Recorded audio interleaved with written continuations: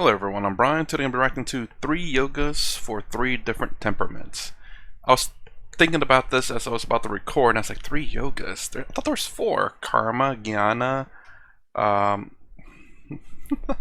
I can't remember them, I'm on the spot here. Karma, Jnana, Bhakti, and the meditative one. Raja, I believe. Oh, geez, and still haven't done that one for Swami yet. And then I'm thinking, I was looking at the picture, and I remember him BMI. Those 3: body, mind, and intellect, I believe. Anyway, let's go and get started. Even though all of us have got BMI, everyone, It's been a while. no exception, yet we are different from each other because some of us are body oriented, some of us are emotion or mind oriented, and some few of us are highly intellectual type, rationally oriented. Mankind falls under these 3 types. And the 4th type I am not explaining. Oh, there is a 4th The type. 4th type is neither physical, nor mental, nor intellectual.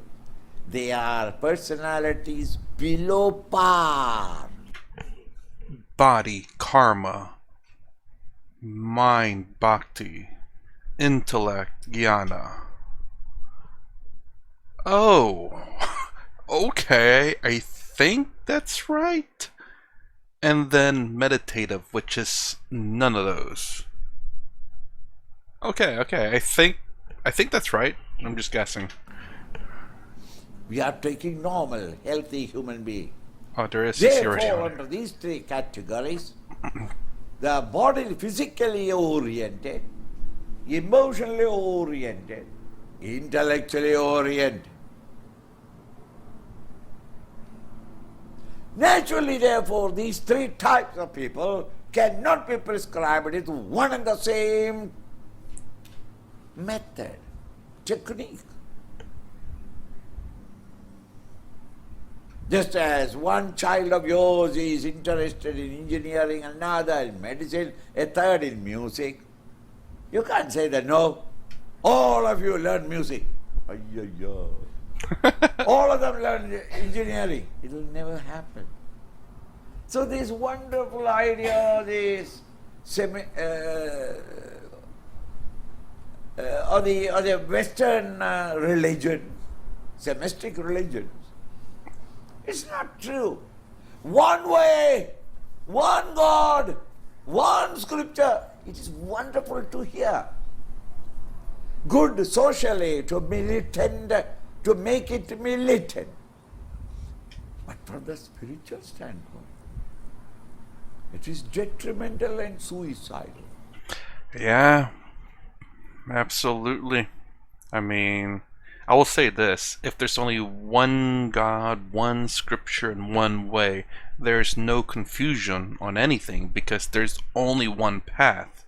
The only one path to take. But the problem is that not everyone wants to follow that path. And when they don't fit that path, they can't follow that path, they deviate and they become exiled or banished or seen as the other and are no longer part of the group, and they feel outcast and resentful to the group because of the one path that they cannot follow. Again, that's the reason why I like Hinduism a lot. I'm not saying I'm a Hindu yet at all, probably, I don't know. But it's something that, again, just the sheer fact of how open it is genuinely wonderful. And it's, again, something I've not ever heard of anything prior to Hinduism. I even when I learned about Hinduism, I didn't think it was open at all.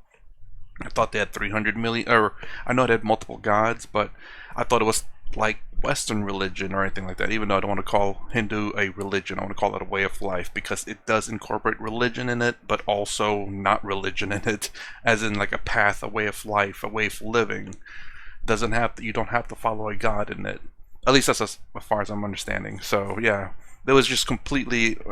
I started learning about it through this channel, which was amazing. let's continue on.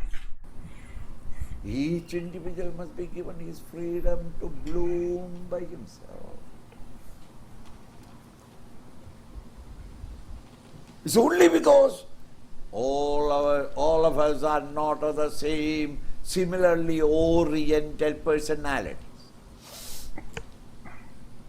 To those who are physically oriented, who can never sit quietly, it's a surprising thing that you are all sitting quietly. Man finds it the most difficult to sit quietly. And your notebooks, if you look, you will find that you have never been sitting quietly. What all cartoons you have done on the margin. Oh, yeah. Just drawing because you're bored. You are not an artist. It doesn't mean that you never attended. You attended, but your hand was going on cartooning. Even international conferences, they always supply you with paper and pencil. Not to take down notes, but to... See, what Kennedy was drawing at the time when the meeting was going on, the cabinet meeting was going on, deciding upon the fighting with, start the war with pig. What pig? Bear pig. You see, that picture is there in the New York. Go there and see in his exhibition. There is exhibited the backside of a young girl. He was drawing at that time. Not that his mind was there. His mind was in the problem that they are discussing. But his natural vasanas are coming out.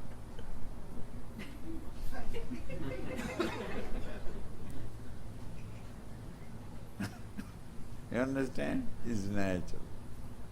And if you don't give the paper and pencil, people would sit there and scratch and spoil the table and the polish. Oh. To repolish it is very costly.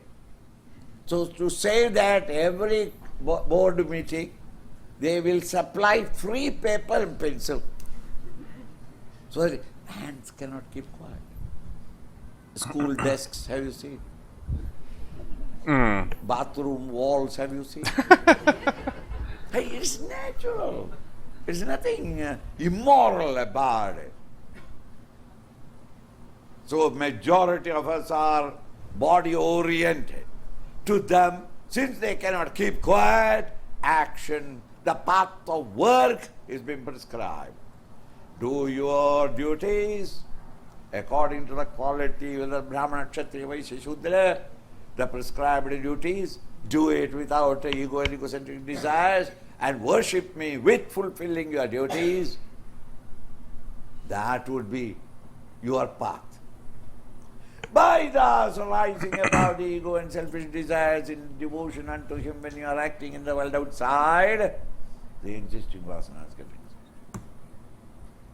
Or if you are emotional, with a devotion, move towards Him in love, and since you are in love, all your actions are dedicated to Him, just as you love your family. And therefore all your efforts in your offices or in your marketplace is all meant for me and my family. It becomes natural. The intellectual man, rational man will never do karma yoga, will never be able to really get involved in devotion, because he has got a million questions to ask. He is not emotional. So if you say that pray to God, why should I? Who is God? Is He not all-pervading? If He is all-pervading, is He not in my house? If He is in my house, is He not in my bedroom? If it is in the bedroom, He is all-pervading, therefore He must be under the blanket also. Then why should I get up from the blanket and go to a church or a mosque or a temple? Is there more concentration of God there? Less 100 questions he asked. It's like he's reading my mind. Exactly. If it's all pervading, what's the point of going to church? You literally just talk and this God is listening. You don't need a intermediary to transmit your message. But I said it before, going to church is a bit more than just feeling closer to God, I suppose. To a lot of people, it probably is, but it's also a commune for people, like-minded people, to get together and talk and find out what's going on in the neighborhood, in a sense, and maybe help people out who are in need of help that go to the same church. And you and I don't know how to answer, and therefore we say, you are an atheist. It is not. He is the greatest theist. He believes in him, but he is seeking, not in your method, because his instrument is intellectual. He is rationally questioning you. For what? To understand. And that's me, atheist. Very often we misunderstand. But I guess, if you say you believe in something and therefore you're not an atheist. Atheist is to believe in a higher power, but I believe in humanity, which is not a higher power. Although we are, I wouldn't say the higher power, actually, now that I think about it. We are of power, but not, I don't think we are of the higher power. Intellectually, we are. Strength-wise, we're not. Speed-wise, we're not. Breathing-wise, we're not. Sightseeing-wise, we're not. Feeling-wise, we're not. Smell-wise, we're not. Just intellect at the moment, we are. Such people, and we condemn them as atheists, they are not. They are seeking him by contradicting you, so that some logical reasoning may come from you, so that they can satisfy their intellect's quest. That is the path of contemplation, study of the scriptures and contemplation of the higher. By this, that's karma, bhakti, jnana, the path of service, the path of devotion, the path of intellectual contemplation. I don't know why I'm happy I got that right. I should know by now, obviously. But hey, look, I like to think I accomplished something. By these three paths. Why not meditation? Not that the three paths will take you there. No. The three paths will reduce the vasana. And therefore the vasana pressure upon M&I is reduced. M&I's wanderings into the world of OET is curtailed. The mind and intellect, the thoughts in it becomes quiet, alert, vigilant. Quiet, alert, vigilant, the thoughts have a tendency to enter into contemplative mood. Oh, The someone lesser cartooning. the vasanas, the greater the contemplative mood. And by that process you awake into the higher state. All these three paths have been discussed exhaustively in the Bhagavad Gita. The second chapter and the third chapter, fourth and the fifth chapters expounded the path of karma. The sixth, seventh, and eighth, and the ninth expounded the path of intellection. Chapter 12 onwards, the path of 12 devotion. 13 onwards up to the 18th, the path of contemplation or meditation. The Jnana Yoga. All of them have been indicated. Therefore, the Bhagavad Gita is being declared in the colophon in the end of every chapter. Iti Srimad Bhagavad Gitasu. Thus, in the Bhagavad Gita, Upanishadsu, it's the science of reality. Yoga Shastra, it is not only science of reality, the theoretical part, but also it is the technology of yoga, of how to reach therein. Such and such an title, and this discourse or the third discourse or the fourth discourse is now concluded. This is going to call for the conclusion. In every end of the discourse, there is this colophon. Everywhere it is repeatedly said that in this Gita, which is at once a yoga shastra as well as an Upanishad, Brahma Vidya, the science of reality, and the yoga, the technology of how to reach it, this discourse has been given.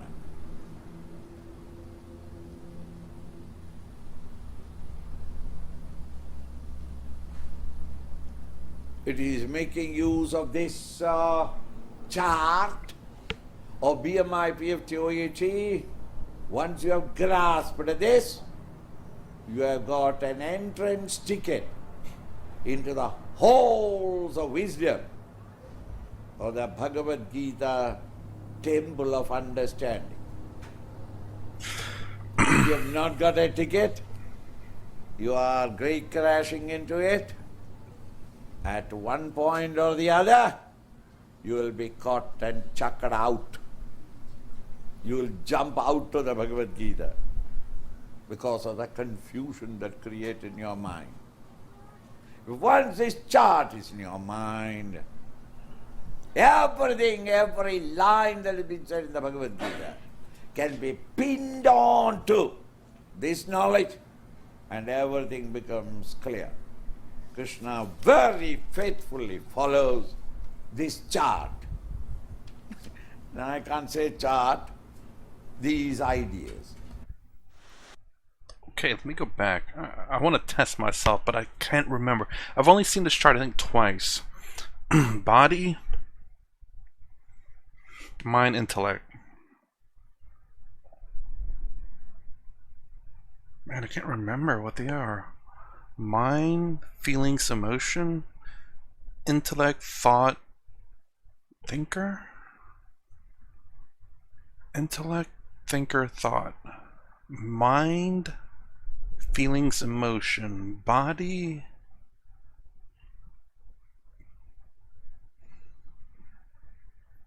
person? No.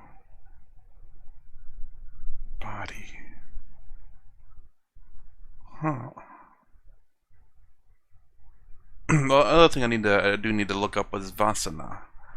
Again, I've not heard, and I don't think I've heard it very much. I may have only heard it coming from him. And I remember understanding at one point, but again, I need it to be repeated. That's the reason why I watch a lot of different perspectives. Is they each give their unique perspective, and sometimes some stick, some don't. Sometimes I understand one version over another.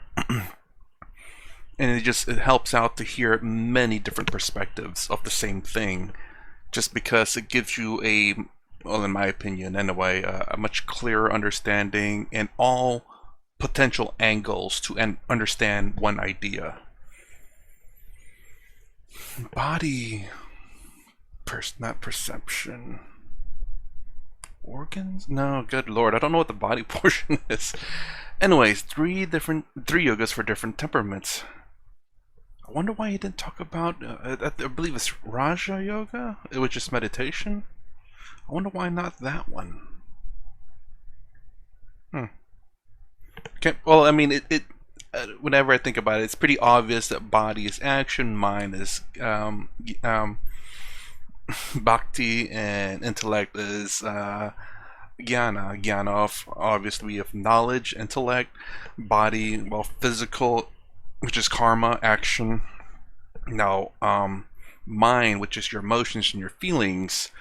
That, to say devotion, though, I made that assumption.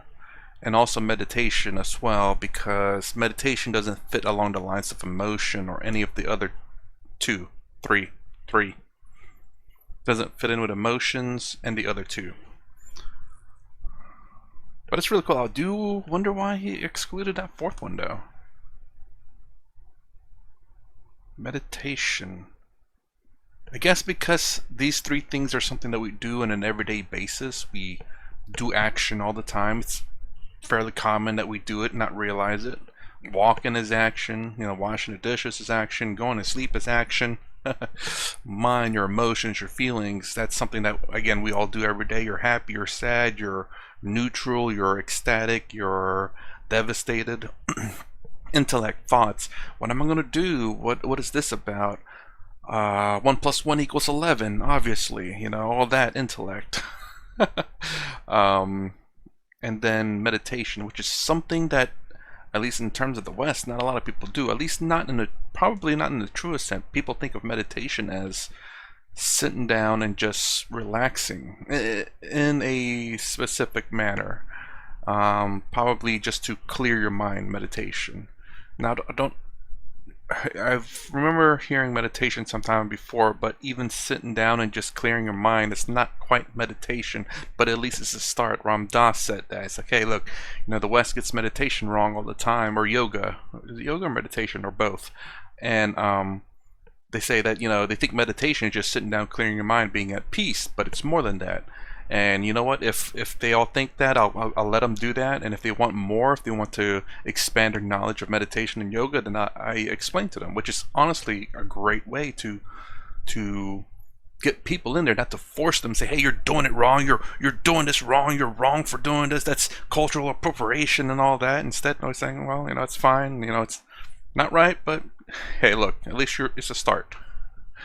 And that is a fantastic way to get people to accept things. Is not to blame them for stuff, but to say, hey, you want to learn more. You want to know more. Anyways, that's my reaction to 3 yogas for 3 different temperaments. I wonder if where's that 4th one is at. Anyways, if you like my content, please consider subscribing. Thumbs up, thumbs down below. Thanks for watching. I'll see you in the next vid.